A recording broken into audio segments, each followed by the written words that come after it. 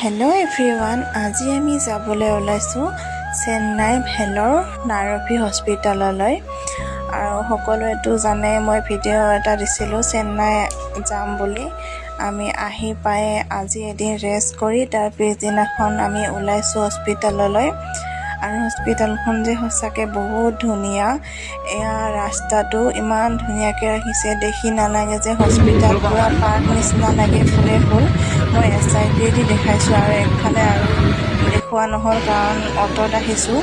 আৰু এয়া আমি হস্পিটেলখন আহি পালোঁ। চাওকচোন ইমান চাফ চিকুণকৈ ৰাখে।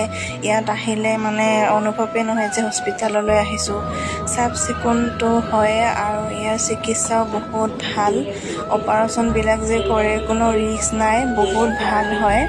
কোনোবাই যদি চেন্নাইত আহিম বুলি ভাবিছে ইয়াত নাৰভি হস্পিটালত আহিব পাৰে, বহুত ভাল হয়। মানে আমি নিজে চিকিৎসা কৰি গম পাইছোঁ ন, বহুত ভাল।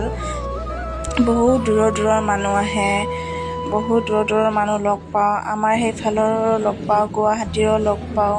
এয়া ভাইটি, মই, মানুহজন বহি আছোঁ। এয়া আমি যাবলৈ ওলালোঁ কাৰণ ডক্তৰক আজি লগ নাপালোঁ, অপাৰেশ্যনত আছে। সেয়া আমি যাবলৈ ওলালোঁ সেইকাৰণে, আৰু কালি আহিম। এনেকৈ হাঁহি ফূৰ্তিকৈ আছোঁ আৰু, নহ'লে যে মনটো বেয়া লাগে। হস্পিটালত আহিলে আৰু ইয়াতে বহুত দিন লাগি যায়। চাওকচোন কিমান ধুনীয়া। এয়া আপোনালোকক ভিডিঅ'ৰ জৰিয়তে দেখালোঁ আৰু।